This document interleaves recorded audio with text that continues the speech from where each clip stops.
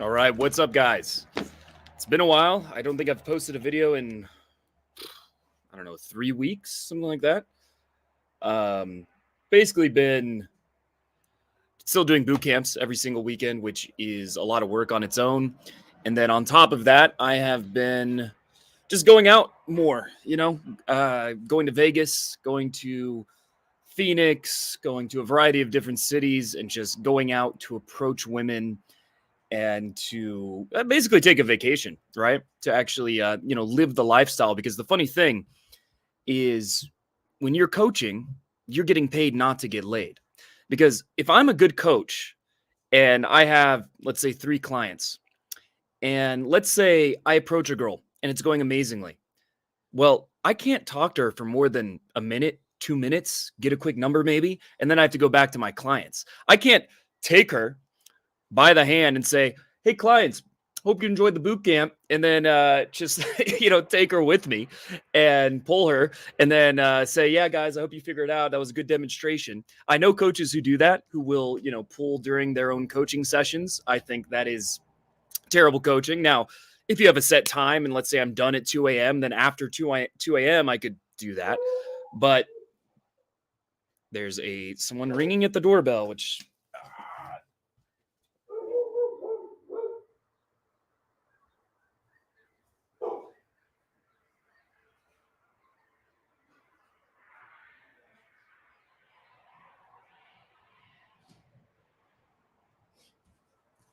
okay. Sorry about that. One of the hazards of actually being live. If you were wondering whether I was live, now you know. Bro, like, aren't you the guy that got banned from a casino in Vegas for being too creepy? Am I mixing you up? Like, I've seen the way you post. You say so much negative shit. Please, all right, here's what I recommend. Crusty dog poop man, okay? Cool. All right. If you're going to say shit like that, I want to see some infield. Record some audio of yourself. Record some audio and let's see what your approaches look like. Because I guarantee your approaches are super cringe. I'll be shocked if they aren't. Like, I guarantee, I don't know, I wouldn't want to sound too mean, but I guarantee they're not good, right? I guarantee the approaches are off. The energy is weird and negative because your comments are, right? Like, if someone talks like this, thinks like this, and then they're going out and approaching women and they're thinking it's all about my looks. I'm not saying your looks aren't a factor. Of course they're a factor. So just to be clear, but it's all about my looks. And then they go approach a girl thinking, oh, it's all about my looks. My looks aren't maxed and she's not going to like me. Hello? Of course she doesn't fucking like you. Okay? So if you're going to complain all the time, fine, but send some audio, right? Like, put your money where your mouth is. Actually try to learn. And if it turns out your charisma is decent, your game is decent, I will admit I'm wrong, happily. But every single time I've seen someone who comments like you're commenting, their game was basically terrible. It was awful. I've never seen someone who's like constantly fixating on looks whose charisma is above out of 2 out of 10. Just haven't seen it ever. So anyway, what I was saying before, easy now. All right, Tim Russell, I think you're about to get banned because your comments are stupid so far. All right. So what I've been doing is doing boot camps every single weekend, and you can't just leave the clients to go get laid yourself, which is what a lot of boot camp instructors do.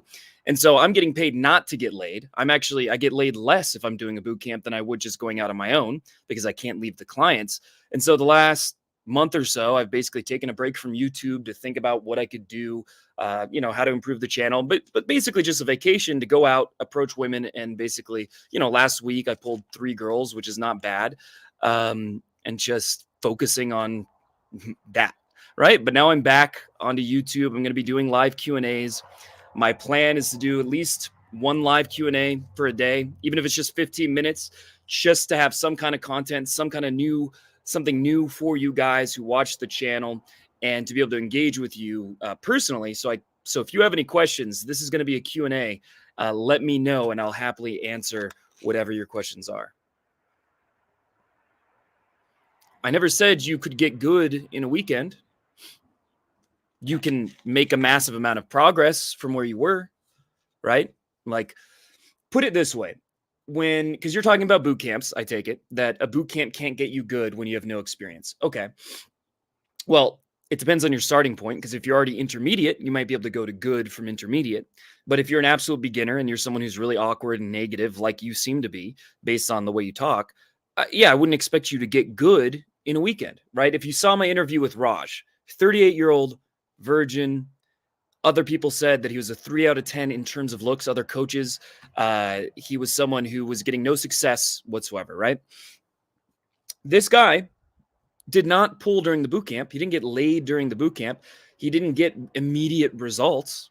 But over the next, 6 months, he ended up sleeping with between 25 and 30 women. He didn't keep exact count. So no, he didn't get good over one weekend, but it's planting seeds of knowing, first of all, what mistakes you're making, what things you're doing that are turning women off, what things you're doing that are causing you to get rejected, and knowing the solutions to those to be able to fix those faster. If you know your blind spot, you don't get stuck with it as long. And then secondly, when you do a boot camp, the most important thing is that you're getting a massive amount of momentum, because chances are most people, they do maybe a few approaches here and there. Most people who've taken a boot camp haven't done 20 approaches in the last 6 months, less than that. That's most people in pickup in general, right? They're barely approaching. They're basically, they're dipping their feet in the pond. But when you have a coach, a good coach, my average client, even if they've never approached before in their life, they're at least doing about 50 approaches during a boot camp. That's minimum, right? And many of them are doing 100 or more approaches because you're being pushed, because you've made this commitment, because you have skin in the game, because you have leverage, because of all these different factors. And when you have all those factors working, then you're going to take far more action than you ever did. And this does a few things. One is you make more progress just from the sheer learning from the rejections, from the successes, etc. Two, in your mind, your idea of going out and taking action for most people is bullshit. It's like, oh, I'll go out and do 2 or 3 approaches in 2 hours. That feels normal to them. That feels acceptable because they're not around people who are really about it, who are really going hard, who are taking massive action, if you will. And so when you do a boot camp, you get a blueprint with yourself and with the other clients, seeing what really doing game looks like, which most people don't have a real, you might understand intellectually, but you've never seen it and you've never done it. And so now you know what you're capable of, right? Now you know that instead of 2 approaches in a night, you can actually do 30, get, let's say, 5 or 10 numbers potentially, get a couple makeouts, dance with a bunch of girls. Those are the kinds of things that happen. So you get a lot more successes, but you also get a lot of momentum. And then finally, you get to skip the part where most people give up. The part where most people give up is that initial phase where you're not getting immediate results, where you're going out and maybe trying for hours. This was me. I would try for hours to go talk to one girl and I couldn't even do it. And so I just said, fuck this. This isn't worth it. The juice isn't worth the squeeze. And so after a couple weeks of walking around, I would give up. That's what most people do, right? They try, but they maybe do an approach here and there, but they don't reach critical mass, right? It's like the snowball effect where if you get enough, it actually starts to increase in size and then it becomes, it just goes out of control. But to get to that point, you have to reach critical mass, which most people quit before they do. And a boot camp helps you get to that point. So there's more to it than that. Does a boot camp get you to good over the course of one weekend? No, unless you're already fairly close to good. But there are a lot of people who've lost their virginity during a boot camp, who've had multiple pulls, slept with models. I have testimonials for all of these. So you can tell yourself that they're all fake. But if you watch the videos, I think you can tell just by the way the people are talking. And some of them I even include infield or pictures of the guy with girls, things like that to show extra proof. But you can tell they're being authentic by watching the videos. And if you don't want to believe it's possible, well, then it won't be, right? So Commando Master, because you block yourself off. You don't really try, right? If you don't believe it's possible, you never really try, and then it becomes impossible. So tell me, because I've seen all these negative comments by you, what kind of numbers are you putting out there? And maybe you are approaching a ton of women. There is that off chance because you're very active, so maybe you are that guy. But every guy I've met, and it's rare, guys who actually approach a lot but struggle and basically fail and don't get any results, they almost always are super negative and super weird. And so in that's where I'd like to see some audio infield. We can go over it in one of these live streams and we can let the people say, actually, if they say, actually, his game is good, I will happily admit I'm wrong. But you seem very convinced that it's all about your looks when every person I've met who says that is super awkward just when they're talking to women, right? I even did a challenge. I issued a challenge to the Black Pill. So anyone who follows the Black Pill, I said, all right, go ahead, approach 50 women, record the audio, try to ask them all out. And if you get no results whatsoever, and we'll have a impartial, like Reddit seduction, vote as to what your game is out of 10. And if it's above a 7 out of 10 or 7 out of 10 or above, so good. If they say your charisma, etc., is a 7 out of 10, I'll give you, it was $500 or $1,000. Now, only one person actually followed through. And that one person, they didn't want to do the vote because they listened to their audios and they're like, yeah, they're super cringe. And they were, right? They were very awkward, very negative, etc. And there was apparently one other guy, I screenshotted it because it was so crazy. But there's another guy who took this challenge and they said what happened is they noticed their approaches were really bad, but they decided to improve and focus on that and to stop watching Black Pill. And then over time, over the next, it was a year or so, so not over a weekend, but over a year or so, they ended up, I don't know if they were a virgin or they were like, had only been with one or two girls in their entire life, but they were in their late 30s. I think this guy was 37. And he ended up saying he slept with a couple dozen women in like the year since then. So that kind of thing, it really goes to show what happens and how attached we are to believing it's impossible. All right, so I'm going to start answering questions. Can you get funny story, Jeremy. I did. Now, she was actually younger than me, so it depends how you define sugar mama, but I was born and raised in Tucson, and I wanted to move to a bigger city, and this was like 6 years ago. And at the time, I wasn't making any money. I was a college student, just, living off grants and scholarships. And so what I ended up doing is I met this girl from Phoenix who turned out to be very wealthy and moved in with her. And she basically paid for everything, like paid for the rent and paid for my food and everything because she and it was so I could focus on building an online business, which originally had nothing to do with pickup. It was about writing in general, ghostwriting. And I ended up doing that and being fairly successful while I was dating her. So, she wasn't wrong to make that investment, I guess you could say. However, it wasn't a good decision. I mean, it was, it ended up being quite toxic because whenever money is involved in a relationship, especially the woman is paying for everything, that was not healthy. So I made that work, and through game, I got, and she was attractive too. She was very attractive and younger than me, but she had a rich family and supported me financially. So it can be done. Yes. Missed opportunities. That's fine, man. I would say don't beat yourself up and say like, I suck, or, oh man, I can't do this. This isn't going to work for me or whatever. Instead, what I would recommend doing is get pissed off at yourself and say, fuck that. I'm going to do the next one. Say it like that.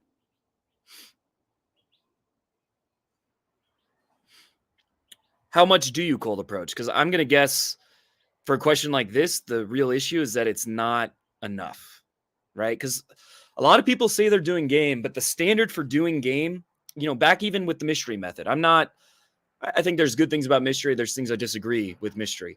But even back in the days of the mystery method, the warm-up newbie ritual was 10 approaches a day, I believe at least 4 times a week. That was the newbie, like getting started. That was what you did. And that was the expectation. And no one was like complaining about that or bitching about that. The culture, the mindset has completely changed. I think largely because of Red Pill, because of Black Pill, because hardcore pickup channels like mine, they're not mainstream friendly. So they end up getting shadow banned or outright banned. And so the more family friendly Trip Advice, Corey Wayne, that kind of stuff ends up being more popular, right? And so that means that the overall mentality is very soft. And the truth is, no one is doing game. In Vegas, there's a handful of people who actually do game. And in every other city I've been to, seen the community. Austin has a few guys who actually do game. New York has a few. Miami has a few. And then pretty much every other city, even Phoenix, even, other major cities like San Diego, there's no one doing game. Like you won't see anyone really approaching much.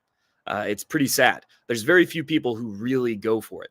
And the good thing about that is I've had women, I had this happen, it was a couple weeks ago.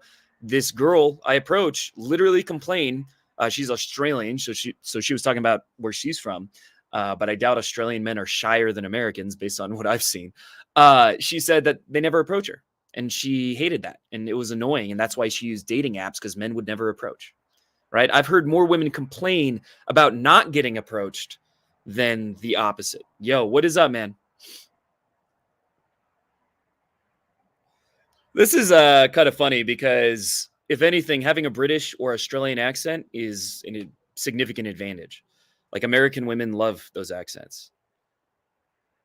And you go to the clubs where there's other travelers. So no, Vegas is not easy mode like people think it is because people think, oh, everyone there wants to have sex. There are more women who are DTF in that kind of mentality, but logistically it's difficult because a lot of the girls, they're all staying with their bachelorette party or their friends or whatever in the same hotel because they want to save money and they want to go to a fancy hotel, but they can't afford it. So they'll go to like the Venetian or Cosmo or one of the higher end ones as a big group, and they don't want to leave and be by them. They don't want to leave. And then their friends will be like, oh, what a slut. She's just sleeping with some guy.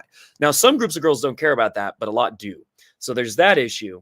And then the second issue with Vegas is you're going to have to deal with harsher and more rejections than any other city that I can think of, right? There's a high percentage of girls that are just there to go look cool at the table.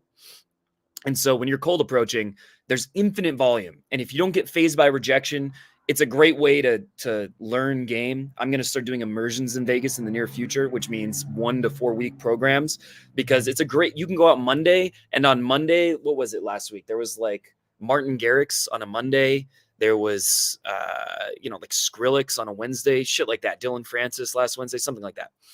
And you have these high level artists and huge crowds, thousands of women, like a couple thousand women at the club to approach.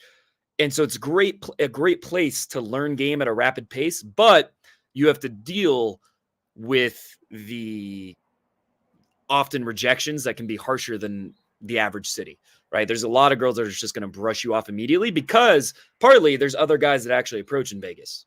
So it's a little bit more competitive. You can pull there pretty much every night if you actually know what you're doing and you put yourself out there enough. So it's amazing.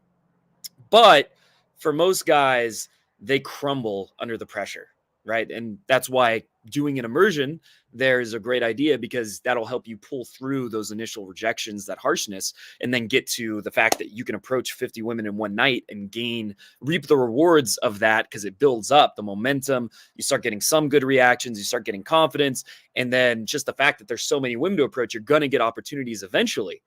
But a lot of people crumble under that pressure when they try to do so on their own.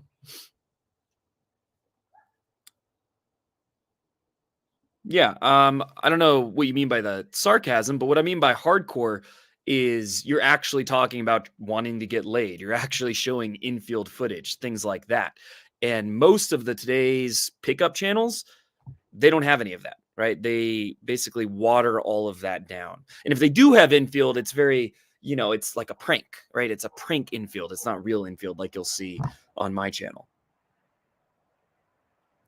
Yeah, I mean, 10 a week is a good starting point. I think it would be beneficial to make a commitment to go out at least 30 minutes, X amount of times per week, ideally every day if possible, but at least 4 times per week. Put it on your calendar and then try to increase it over time because you want to get to far more than 10 per week. You want to get to, on Friday, Saturday, you should be doing like 20 to 30 on those days, but that's something you can build up to. Or take a boot camp and then get someone to push you to do that. And then it'll be far easier. Like not necessarily with me, but any coach who you are convinced that you're confident has really good testimonials, has good infield, etc., and shows that they're a genuinely effective coach, get coaching with them. And then you'll get to do 30 approaches those first nights, probably each night, and then it'll be a lot easier to continue that. But if you're not going to do that and you're just going to do it on your own, what I highly recommend is start with a minimum of 30 minutes a day, 4 times a week, or 7 times a week if you can, and then try to track how many approaches you do and try to increase it over time, right? So maybe you do 2 the first time, track that, try to increase it until you're getting to a point where you're staying out longer and you're doing a good enough amount of approaches, which you should be shooting for at least 50 per week. That's really doing game in my book, right? 50 per week is really doing game at a level where you're going to make rapid progress and get tangible, real results. And 50 a week might sound like a lot, but I mean, so last week I pulled on Thursday and Friday back to back. Both of those, one was the 20th-ish approach, like 19 to 21. I don't keep exact count, but it's somewhere around there. And the other one was like the 26th. So both were after 20 approaches, right? And so that means I did those 50 approaches in 2 nights. And that was less than 2 hours each night, right? It was, I met those girls in less than 2 hours of when I got to the club, if that makes sense. So you can do 50 in 2 nights at a bar or club. And you might say, well, you're in Vegas. Well, I'm not in Vegas right now, first of all. And I've done this in Phoenix. I've done this in San Diego. I've done this in Miami. Even college towns. I've done this in like the college area of New Orleans. There's plenty of places where you can do 20 to 30 approaches in a night. Any city that isn't absolute garbage. And if you're in a garbage tier city, like 20,000 people, and there's not a major city nearby within driving distance, then you really shouldn't be living there. Yeah, thank God. I think he was a horrible influence. I think it's his parents made him quit. It's kind of hilarious because his parents were writing articles about him or whatever, or doing interviews about what a piece of shit they thought he was. And look, I agree. I maybe will make another video about him and explain.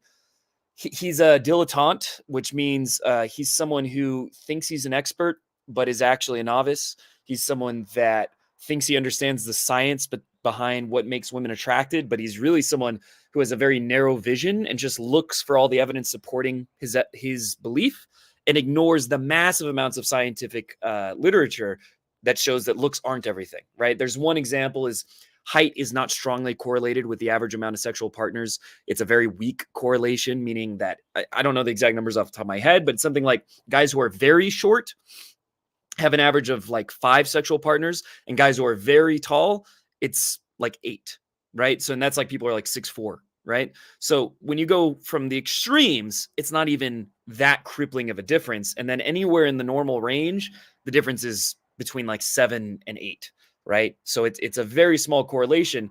That's a pretty big hit to the black pill alone. There's a million studies like that. But in something like psychology, the black pill is so seductive because the studies don't prove anything factually. They all just give evidence. They're correlational. So you can find studies that show what you want to believe for anything. And you have to realize it's not a hard science, right? That's my degree. It's one, psychology and creative writing. But you have to realize psychology is not a hard science. It is not at all. It should have a different word to define it because they use the scientific method, but they aren't proving anything with those studies. And someone like Wheat Waffle can poison the well and make people believe because he sounds like he knows what he's talking about. He's using scientific studies. He doesn't know how to interpret them. He doesn't know how to read them. He doesn't know what they mean. But it's very easy to convince people what they already want to believe because so many men are sexless, are struggling. And what's easier?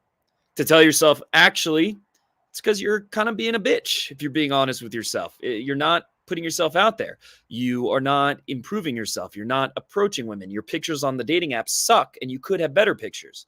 It's because of your approach anxiety, fear.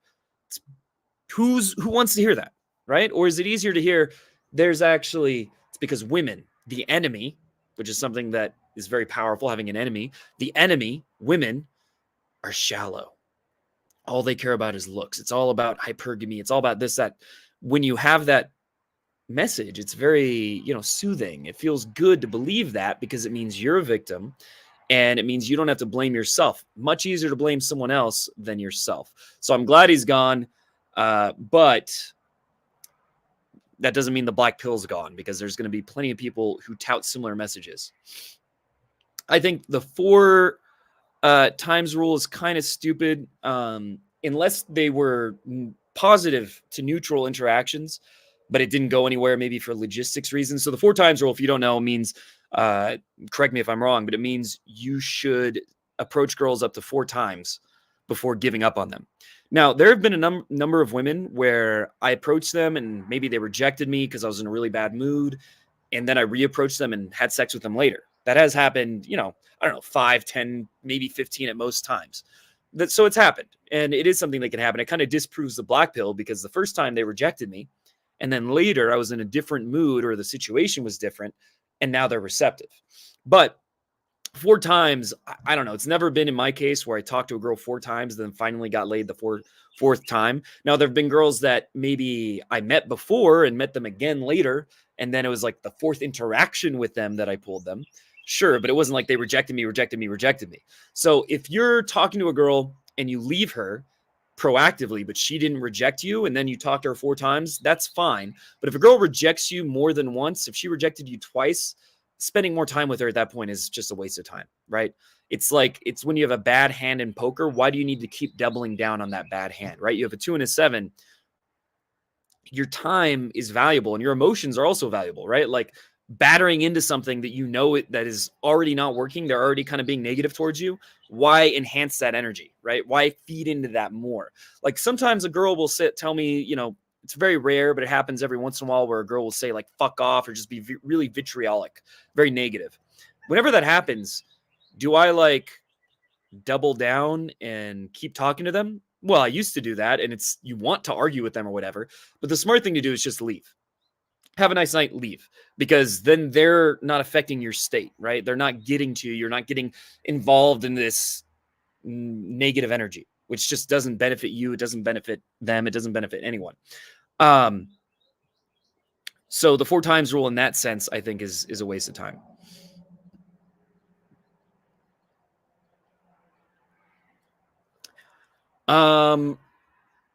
I've never read it.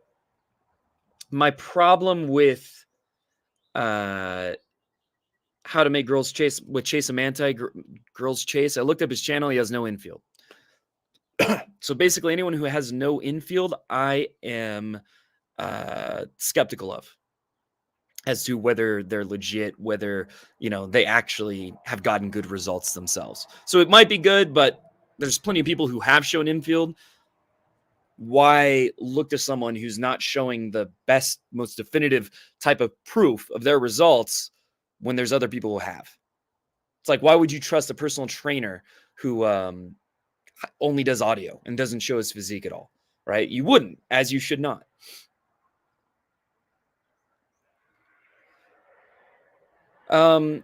Malls are fine for like your off sessions.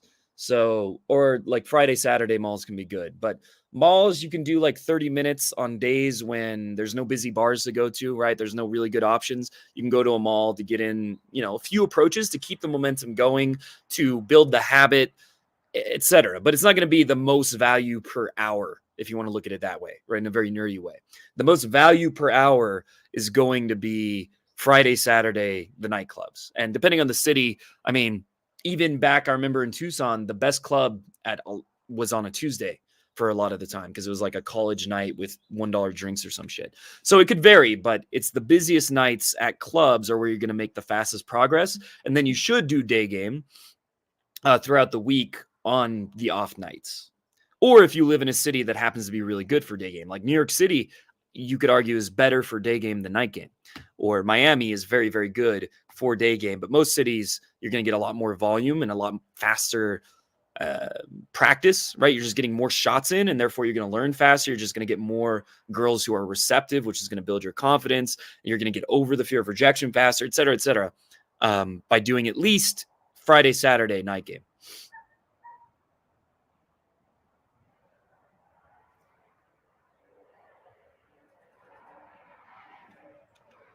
Thanks, man.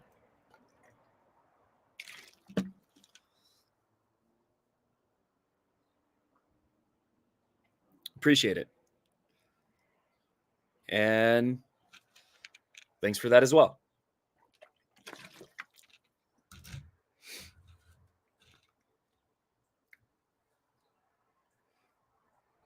All right, and if you have questions, this is mainly a Q&A.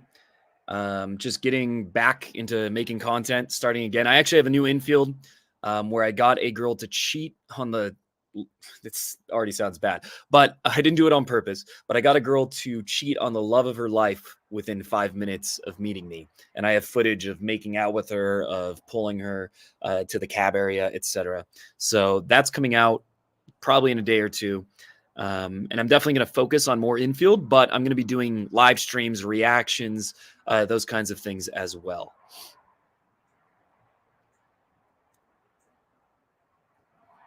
Yeah, well, here's the funny thing. All the black pillars who say they're not good looking, for them, they can say, oh, it's because I don't have all these things that you have. But there are so many guys who I've had encountered or done coaching with who did have everything put together, were good looking, making money, etc., who also are struggling because the biggest thing, the foundation that everything else is built on, is the willingness to face rejection, put yourself out there, show intent, be man to woman, ask women out, right? Actually go out, risk rejection, right? Do things that would move it towards sex, whether that's going for a number, asking a girl to dance, going for the kiss, etc., with different women, right? Like doing that again and again and being willing to put yourself through that. And so you can have, I had a friend back in the day who was 6'2". He was jacked. I mean, he did steroids, but he wasn't like over the top. But he was, I don't know, like a Marvel physique, right? Marvel hero physique. And everyone said he was very good looking. He had plenty of free time. And yet, despite that, he didn't get laid for over a year. Not because, and he wasn't like, super awkward either. And he had been with women in the past, but he just got antisocial, right? He just retreated into himself socially and then stopped going out. And it's like, women aren't just going to start approaching you. It'll happen very rarely. If you're really good looking, maybe 1 to 2 per night will approach you. If you're like in the upper echelons of good looks, and they're not going to be attractive women, right? I went out with this guy who in Vegas, who's like 6'7" or 8. He's shredded. He's very good looking, and he's a Chippendales model. So he works for the male strip club, and probably makes multiple six figures from that, I would guess. And at the very least, he makes good money too. And I saw him pull a girl because he got approached. Was the girl hot? No, she was a legit maybe 2 out of 10. Like literally very, very, very bad looking. And that's what happens when, you think if you have advantages like good looks and money, etc., that those things are going to make it easy, let you skip having to actually face rejection. And you're using those as like a coping mechanism to make the women come to you, right? Tend your garden and the bees will come or whatever. It's not how it works. Now, those things do help and you should work towards them. And there are advantages, but just telling yourself, once I get to a certain amount of money, once I get to a certain body fat, if I were super good looking, it would be easy. No, it's still not going to be easy. You'll get, your rate of positive reactions will go up a little bit as those things improve. Not as much as you might hope, but a little bit. But it's never going to solve the problem. It's never going to get rid of the underlying factor, which is actually putting yourself out there enough times and being willing to face rejection, to face your ego, really. And so that's why, funny enough, some of the time my best clients, actually in general, of the super good looking clients, I've had really, really good looking clients and really rich clients who did well, got laid and had success either during or after a boot camp.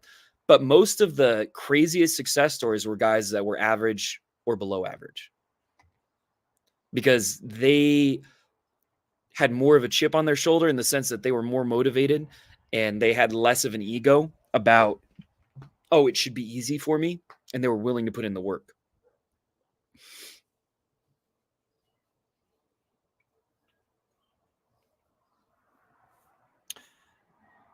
I mean, okay, I don't know what you're saying is cap, but what's your argument? Um, I mean, there's a ton of things that you'll learn. One one interesting story that comes to mind is there was this really hot girl one time. I was with a wing, and I saw her checking out my wing again and again and again. Right? She was clearly into him. I approached her, but I saw her kept looking at him before and after the approach, and he was talking to her less attractive friend to be a good wing. And I noticed that, but she was receptive enough. I took her to the dance floor. She danced with me, etc. And so I wasn't the guy getting IOIs. She didn't seem into me. But then over time, she stopped checking him out. And over time, and we end up making out, it's going well. And then she seems all over me. And so when I first approached her, oh, and then I pulled her. And when I pulled her, I was back at her hotel and I was like, were you checking out my friend a bunch? Like, I feel like you seemed really into him. Like you thought he was attractive. And then she said, well, yeah, I did, but he wasn't the one who approached. He wasn't the one who approached. He didn't go for it. And because I was the one that went for it, even though she was giving IOIs to someone else, she ended up liking me because even though on the surface level there was another guy who was better, you're with the person you're with. And if the person you're with is charming enough and they're good enough and you don't find them like absolutely repulsive, eventually it doesn't matter, right? There's plenty of other people in the club who might be better looking and you can see them as a threat that's going to take all your girls. They don't really exist when you're actually locked in with a girl. So that's one thing that I learned in a Vegas situation. One of the broader lessons is when I went to Vegas, and I don't recommend, don't start with this. Don't do this if you're barely ever approached, because if you tell yourself something ridiculous, you're not going to stick to it.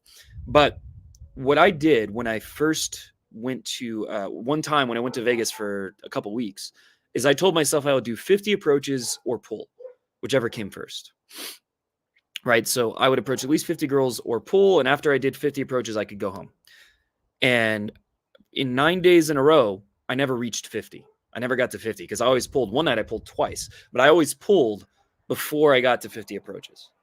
Right. And so when you really go for it, like 10 out of 10, like are actually taking massive action in the truest sense, the kinds of results you can get are insane, right? It's just most people are not even doing 10% of that, let alone they're doing like 1% of that, right? So the kinds of things that are possible through partially it's just the numbers game, right? Because you're meeting more girls, some of them are into you. Part of it is the momentum that you just become less reactive, more charismatic, etc. And then part of it is that well, those are the two main reasons, actually, to be honest. Those two things, there's other things, but those two things really add up.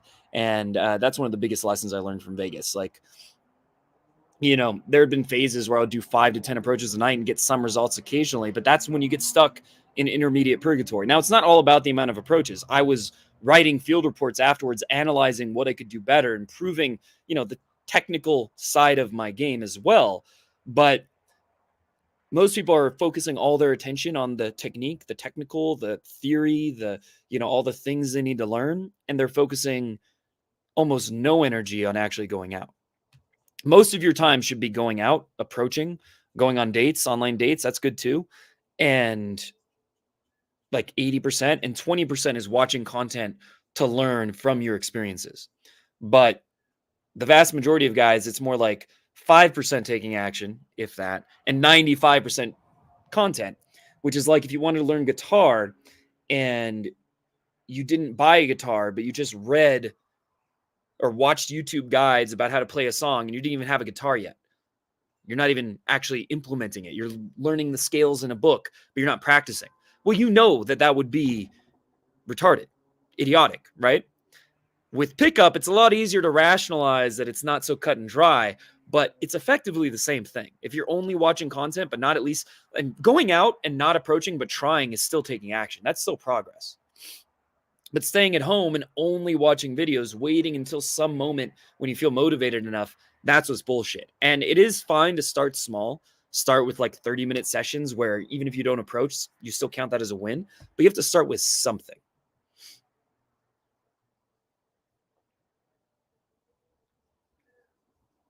Merging sets is great. It's one of the best things you can do in the long term, but it's more of an advanced thing that like most guys don't need to focus on it or shouldn't focus on it. But it's definitely a useful strategy for sure. I think Todd V actually says the same thing as me. Well, first of all, everyone has different, belief systems, and each can work, but there's pros and cons to each. But I believe Todd says the same thing, where if you're a beginner and you're worried or nervous, you have anxiety, ego about showing intent, about like telling a girl you think she's hot, you think she's attractive, like blatantly hitting on her, that if that gives you like a knot in your stomach, which the majority of guys it does, getting over that is important. Getting comfortable with being man to woman and showing intent is very important, very valuable. And so that should be the starting point. So you need to get over that, and direct is like a crutch. Going direct is a crutch you can use to get over that resistance. And so a lot of girls will say they have a boyfriend and instantly reject you, but a lot of other women will instantly be receptive, and it'll be on, and you'll see them light up, and you'll see that intent isn't inherently bad. It's not inherently creepy. It depends on, different people are going to react differently, but a lot more women who react negatively, it's not going to be nearly as bad as you thought. They're not going to be like, fuck you, you creep. They're just like, oh, thank you, but I have a boyfriend. And then the ones that are receptive will instantly be very receptive, and it'll help give you permission to escalate later, to move things forward, because you've already established that you're hitting on her, right? You've already established that dynamic. So it makes it easier for you to give yourself permission and not have resistance and anxiety about escalating later. Because I started with the mystery method, going indirect, doing opinion openers, but I use that as a way to protect myself from really getting rejected, from really, really putting myself out there. And I wasn't getting any results, right? I was at least getting interactions, getting my, feet in the door or whatever, but it wasn't leading to anything because I wouldn't escalate. I wouldn't move things forward. And so if you're in that category, I think it's better to start direct until you're over that, until you can then do it through your sub communications. Because once you've done it enough, you'll be able to do that just through the way you carry yourself.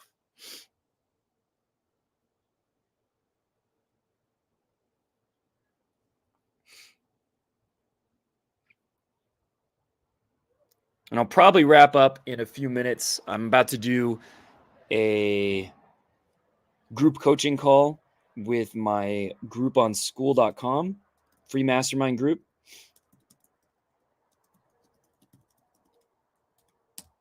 Which you can join here.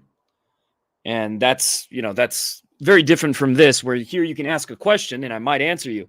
But there, everyone is getting an individual opportunity to get coaching, right? Everyone's going to be put in the hot seat for 5 to 10 minutes, and we're going to go over exactly what to do for your situation, right? Like what your sticking points are. And so it's more pressure because it's not just asking a question, but there's more value as well.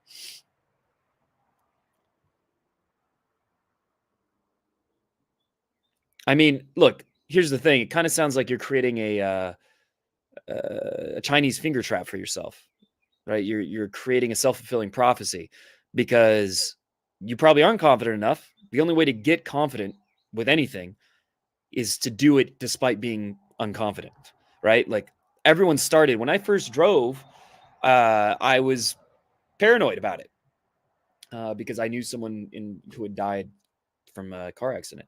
So I was very particularly afraid of driving at first, right?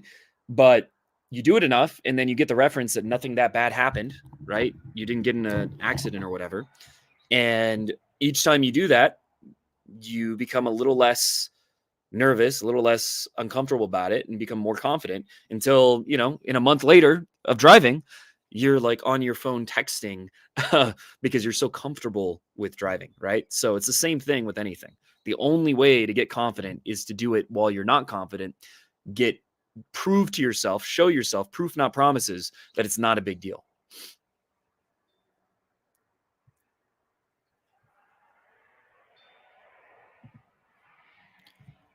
Yeah, well, look, it's an easy scapegoat.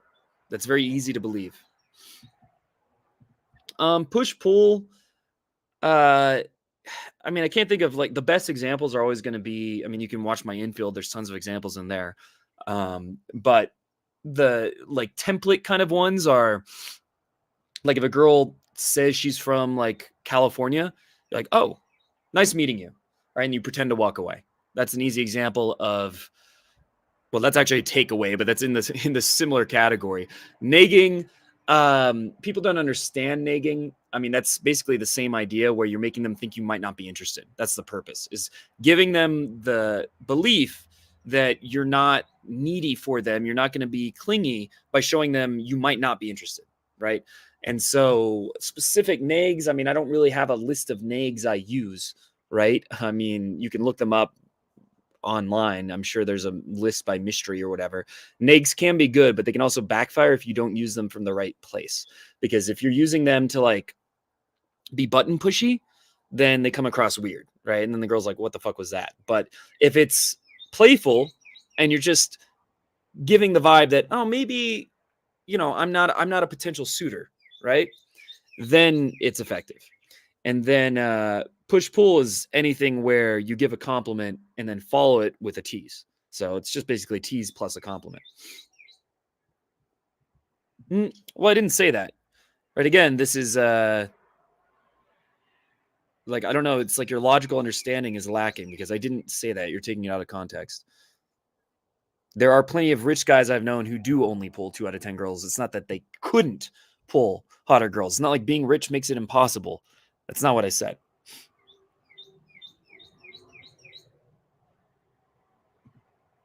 Yikes, what?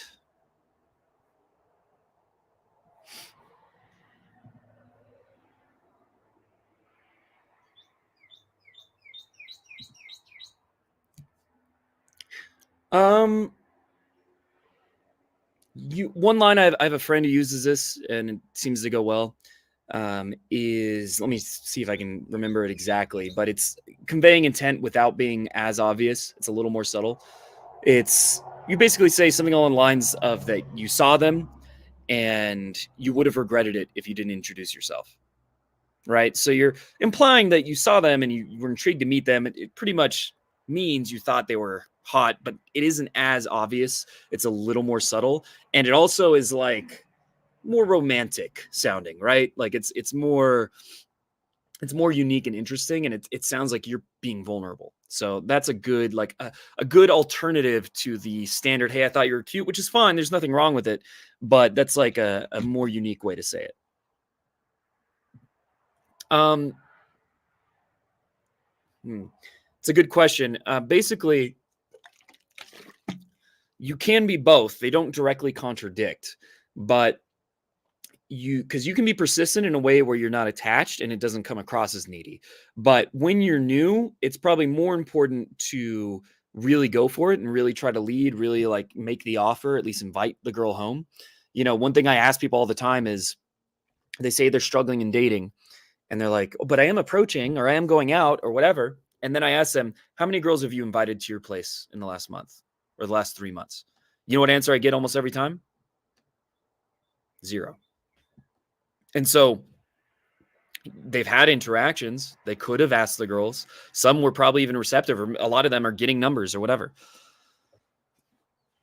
But if you're not actually making the ask or going for the close, right? If you're not doing that, then don't be shocked that you're not getting results.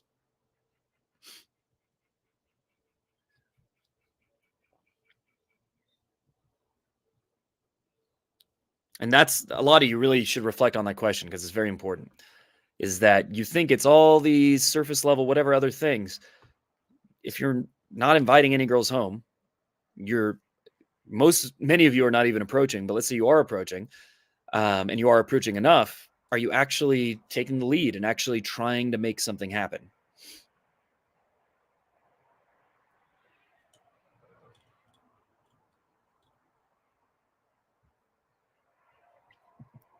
I would try to tell yourself anything positive afterwards, even if it's delusional.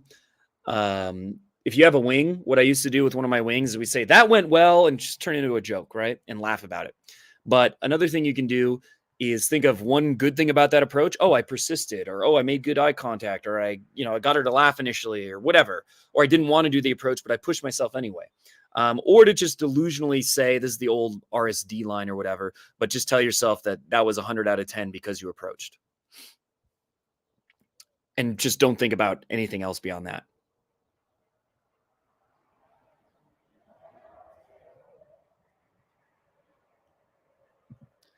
Okay, oi matey, or mate, I don't know. But how many girls are you approaching other than this one girl that you hopefully are not overly obsessed about? But how many girls have you approached in this time since you met her? How many girls, like I said, have you uh, asked over to your place? How many girls have you tried to kiss? How many girls have you asked for their number? And I mean, the most important ones are how many girls have you approached and how many girls have you actually invited home? Answer that. And if the answer is satisfying, I will answer that specific question. But that's the real problem. You're focusing, people focus too much on minor things. They major in minor things. And this one girl, if you're approaching a lot of other women and you're, really going for it, okay. But I'd say 95% chance that's not the case whenever I see a question like this.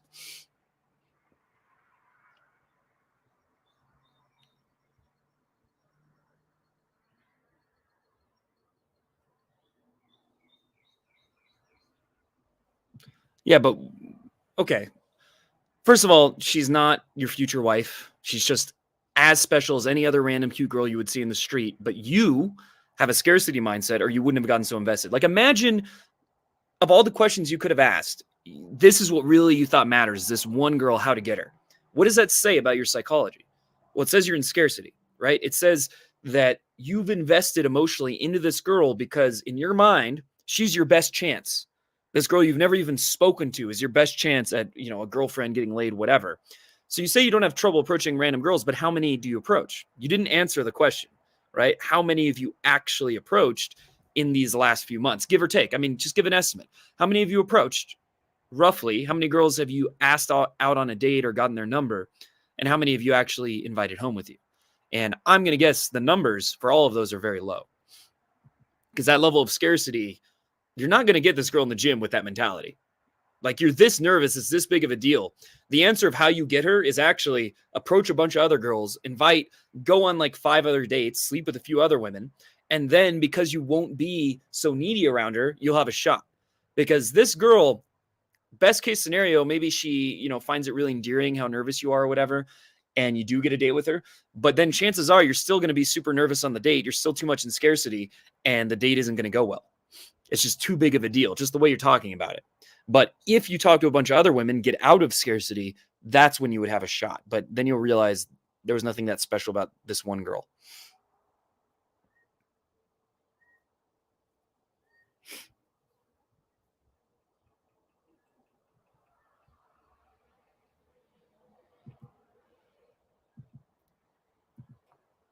How to stop being needy and emotional?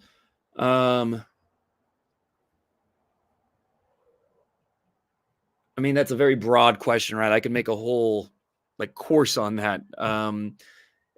Being emotional, the best thing you can do, I mean, like with everything, the answer to most of these questions starts with you're not approaching enough. You're emotional because this all feels a big deal because you're not doing it enough, right? And so it's all overwhelming. But if you approached, like I said, 50 girls in one night, you're going to be getting a lot less emotional, a lot less needy through just that. Outside of that, and that's always going to be part of it. You can't just avoid that or put that off. You have to start doing that. But meditation will help you be less emotional. I use the app Waking Up by Sam Harris. I know he's a podcaster. I don't give a shit about his podcast, but I find the app to be good. And other ones are Calm or Headspace. Those are other good apps. So use some kind of meditation app and do that, at least 10 minutes a day. And that will help you be less emotional and to be less attached to your emotions. Another one is to learn cognitive behavioral therapy, ideally with a therapist, but you can also just get the book Feeling Great by, what's his name? David Burns. He's a psychiatrist slash therapist who teaches you all the most scientifically proven therapeutic exercises for getting over your emotions. And one of them, funny enough, is rejection training, which is where he did this with a friend himself. Funny enough, back in the day, people were way more based. But this guy, because he's like 70, but he and his friend went up to 100 women and just asked them all to go on a date with them, right, to get over their fear of rejection. So, funny enough, cognitive behavioral therapy has pickup as one of the official methods that they teach. Um, Denton, I don't think he quit. He just posted a video the other day.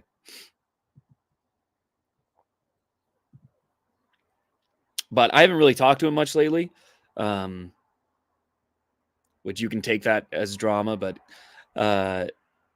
so I wouldn't really know. Todd V he's still one of the biggest coaches in the space. So I don't know why you're saying was past tense, but like with any, I mean, I think he's one of the guys who actually has gotten results over time, right? Like he's actually gone out, he's shown infield of himself pulling and making out with girls and stuff like that. And from the clients who've seen him, they've mostly said good things, but I definitely don't agree with all his philosophies.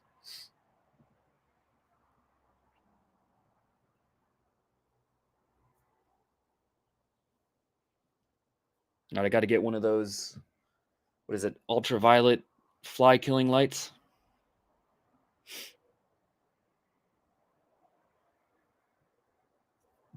I don't know. It depends on your preferences, man. I mean, to me, I don't really give a shit about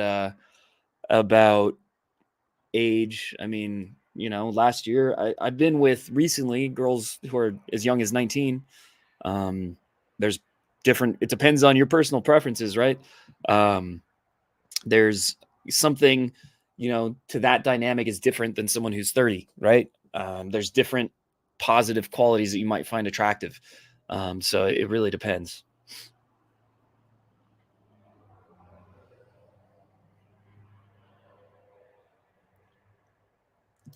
I've done both. Recently, more sober. I've definitely had phases where I drank. And what I noticed is in the phases where I drank, I never got as good results as when I didn't. So I would put that out there. Drinking was very appealing to me because, I had severe anxiety at different points and it will temporarily numb the anxiety so that you don't feel it. It doesn't actually, I noticed though, funny thing, drinking, it doesn't actually get rid of approach anxiety or make it easier to approach. You just don't feel the emotions as much. So you can wander around and not approach, even if you have like 4 or 5 drinks, whatever, enough to be buzzed/drunk, and still have trouble approaching. Like it doesn't actually just make approaching easy. That's a misnomer. That's a myth. It does reduce any sensations of anxiety that you feel. It can replace them with other negative emotions, though, right? You can still get in a very bad mood. It's just you're kind of numb to it and you don't remember anything as much and you're not as present. So it's almost like being half asleep, is how I describe it. But then it prevents you from building momentum because if you approach drunk, it's not going to be easier to approach the next day, right? You're not going to have more social momentum. Whereas if you go out sober, and even if the first night you struggle to do 2 or 3 approaches, the next day you might be able to do 5 or 10. And then you can build up on it because you're getting momentum and you're getting these references. And it's like the part of your brain where that takes place, where momentum is built and where you gain confidence and get immune to the stress and anxiety is shut off. So you're basically just you're making it's like a Faustian bargain, if you know what that means, which is like a deal with the devil where, oh yeah, I won't have anxiety now, but I'll feel worse tomorrow, right? I'll feel hungover tomorrow. And I'm not going to be building momentum. So I'll just get stuck at at a low level indefinitely, right? You're not going to be improving much.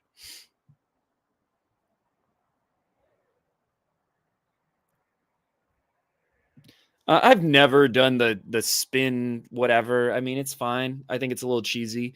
It's a way to do a compliance test. Compliance testing in general, although they need a better word for it because that just sounds kind of creepy. But still, it's technically correct, and it is kind of everything else is built on that, right? I believe Mystery was the first person who came up with that idea.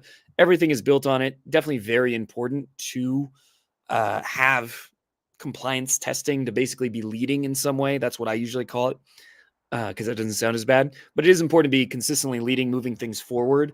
And everything she does or everything you do, you can see as a compliance test. Like one is just saying hi. Does she say fuck off or does she give you a positive reaction and smile? Does she laugh at your jokes, or does she like ignore them? Does she ask you when you talk and ask her a question? Does she give you barely an answer, a long answer? Those are ways of her giving more compliance or less compliance. And that it's how she responds to physicality. If you try to lead her, will she move forward with you, etc.? Because there's a girl, this really cute Asian girl I pulled. What was it?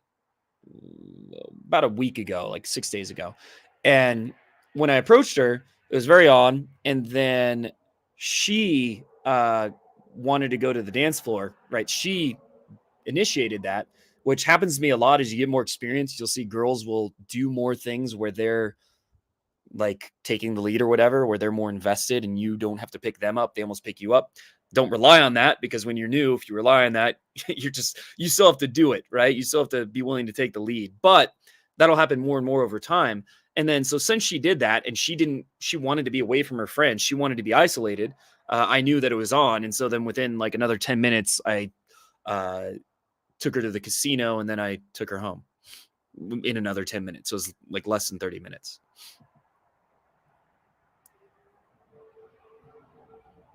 If I'm going out alone and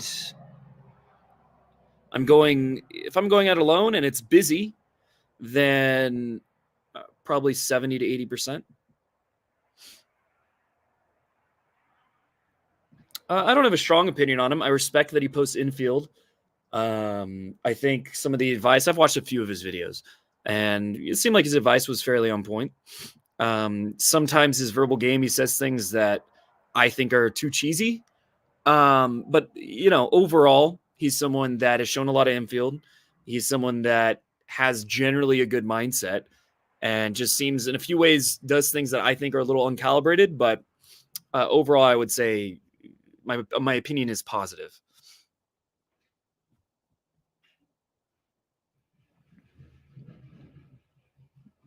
Okay.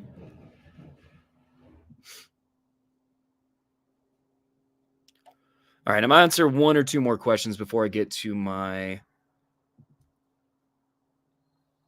live coaching call on my group, which I'll link here. I would go get it, but I don't want to leave the stream to go see.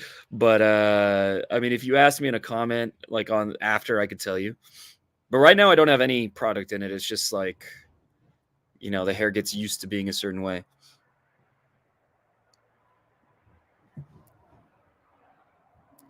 You mean like as the clubs are closing? I would say in the club is usually better, but the street, it can work. I've definitely pulled girls from it.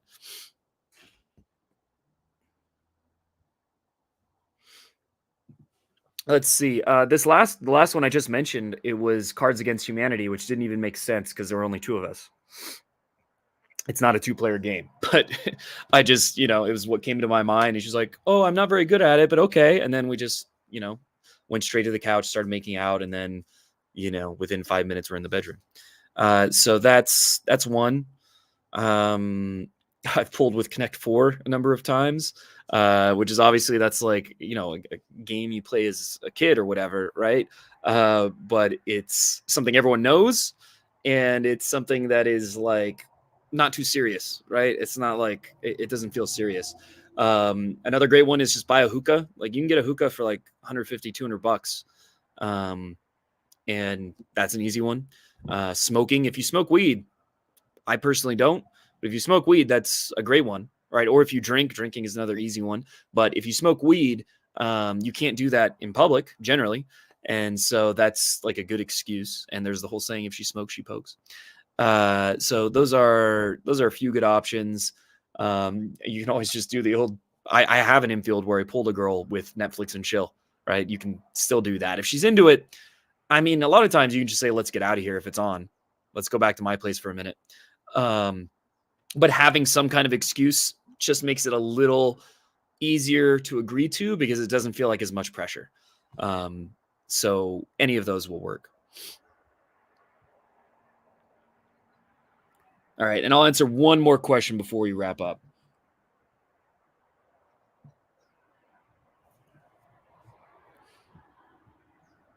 Well, if you like her, despite that, because if a girl's just like not interesting, sometimes I'll just move on, even if she's attractive. If she's genuinely not interesting, like you don't need every girl, right? However, maybe you find shyness attractive, or the girl is just really your type, or whatever. Um, in that situation, I would just first of all, it's an opportunity to press your own buttons and to just see how well you can keep the conversation going on your own. Because if she's like contributing a little bit and smiling, etc., you can fill in the whole thing yourself, right? Um, and it's your opportunity to make yourself laugh and to self amuse and that kind of thing. And then, in addition to that, I would say lead, right? And see if she'll follow your lead, right? Take her to dance, right? To somewhere where it's more physical, or take her to another bar to get a drink at the other bar, or to like somewhere to get food or whatever. And, some girls are just more shy, right? Certain cultures, you'll encounter, it's more common for like Asian women to be like that. And if you find that shyness doesn't bother you, that's how you deal with it. All right. So I'm going to wrap this up. I'm going to be doing another one of these tomorrow. I'm going to try to make this something I do at the same time every day.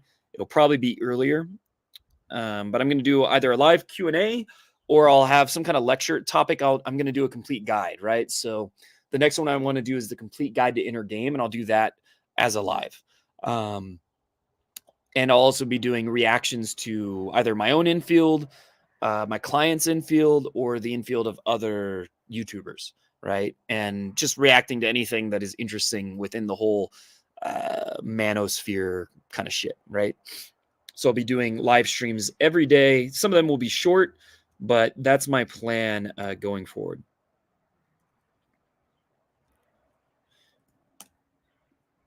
And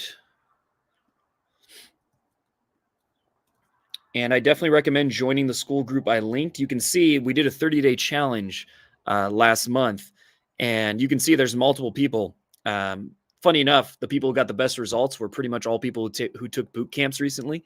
But the guy who won the 30-day challenge, and I actually gave him a $250 prize, just to add an incentive. But that guy, he got laid at least 5 or 6 times during that challenge. And you can see in the school group his posts, and read through them and see that, I'm not just making this up. And then there was another guy who ended a very long dry spell during the challenge, or actually 2 who lost. So they had sex for the first time in over a year, 2 people. And then there was another one who had also taken a boot camp who got laid like 4 times.